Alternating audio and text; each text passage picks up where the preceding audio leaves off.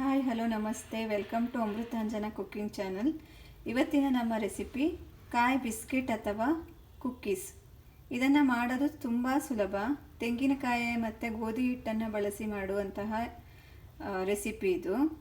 ಹೇಗೆ ಮಾಡೋದು ಅಂತ ತೋರಿಸ್ತೀವಿ.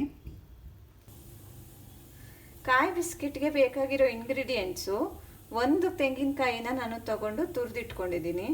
ಅದಕ್ಕೆ 1 ಕಪ್ ಸಕ್ಕರೆ, ಗೋಧಿ ಹಿಟ್ಟು ನಾನು ಇಷ್ಟು ತೊಗೊಂಡಿದ್ದೀನಿ. ಇದು ಎಷ್ಟು ಬೇಕಾಗುತ್ತೆ ಅಂತ ಅದನ್ನು ನಾವು ಮಾಡಬೇಕಾದ್ರೆ ಗೊತ್ತಾಗುತ್ತೆ. ನಾನು ತೋರಿಸ್ತೀನಿ ಹೇಗೆ ಅಂತ.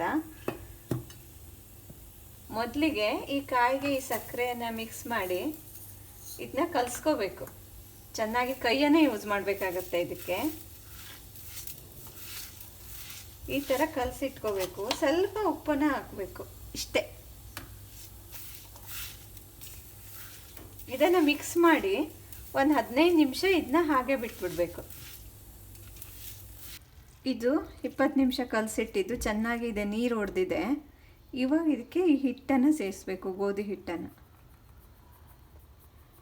ಎಕ್ಸ್ಟ್ರಾ ನೀರು ಹಾಕೋದು ಬೇಕಾಗಲ್ಲ ಇದಕ್ಕೆ. ಈ ಥರ ಮಿಕ್ಸ್ ಮಾಡಬೇಕು.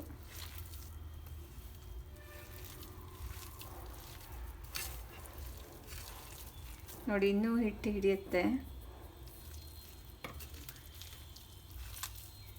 ಇದು ನಾವು ನೋಡಿ ಹಾಕ್ಕೋಬೇಕು, ಯಾಕೆಂದರೆ ನೀರು ಹೊಡೆದಿರುತ್ತಲ್ಲ. ಎಷ್ಟು ಬೇಕು ಅಂತ ನೋಡಿ. ತುಂಬ ಸಾಫ್ಟು ಈ ಥರ ಅಂಟಬಾರ್ದು. ಈ ಥರ ಇನ್ನೂ ಹಿಡಿಯುತ್ತೆ ಗೋಧಿ ಹಿಟ್ಟು. ಕಲಸಿಟ್ಕೊಂಡಾಗಿದೆ. ಸೇಮ್ ಅದೇ ಅಳತೆದು ಗೋಧಿ ಹಿಟ್ಟು ಸಾಕಾಗಿದೆ ಇದಕ್ಕೆ.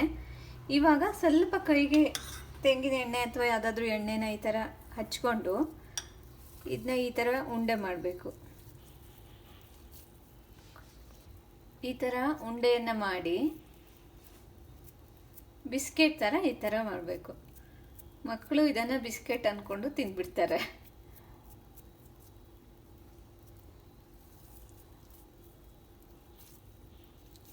ಇದೇ ಥರ ಎಲ್ಲನೂ ಮಾಡಿಕೊಂಡು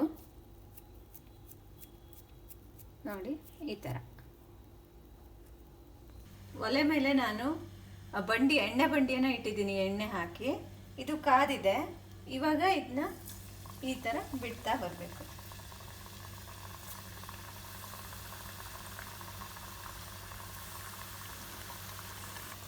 ಸ್ವಲ್ಪ ಕೆಂಪಾಗಿದೆ ಅನ್ನೋದ ಇದನ್ನು ತಿರ್ಸಿ ಹಾಕಬೇಕು. ಈ ಥರ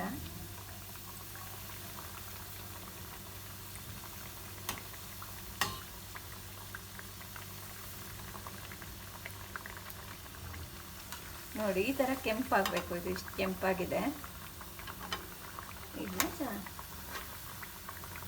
ಕಾಯಿ ಮತ್ತು ಗೋಧಿ ಹಿಟ್ಟನ್ನು ಬಳಸಿ ಮಾಡಿದ ಬಿಸ್ಕೆಟ್ ರೆಡಿಯಾಗಿದೆ. ಮಕ್ಕಳು ತುಂಬ ಇಷ್ಟಪಟ್ಟು ತಿಂತಾರೆ ಮತ್ತು ದೊಡ್ಡವ್ರಿಗೂ ಕೂಡ ತುಂಬ ಇಷ್ಟ ಆಗುತ್ತೆ. ಮತ್ತೇನು ಬೇಕಾಗಲ್ಲ, ಜಾಸ್ತಿ ಕೆಲಸನೂ ಇಲ್ಲ. ಈಸಿಯಾಗಿ ಮನೇಲೇ ಬಿಸ್ಕೆಟನ್ನು ಮಾಡ್ಕೋಬೋದು. ಒಂದ್ಸರಿ ಟ್ರೈ ಮಾಡಿ ನೋಡಿ. ಇಷ್ಟ ಆದರೆ ಲೈಕ್ ಮಾಡಿ. ನಮ್ಮ ಚಾನಲ್ನ ಸಬ್ಸ್ಕ್ರೈಬ್ ಮಾಡೋದನ್ನ ಮರಿಬೇಡಿ. Thank you.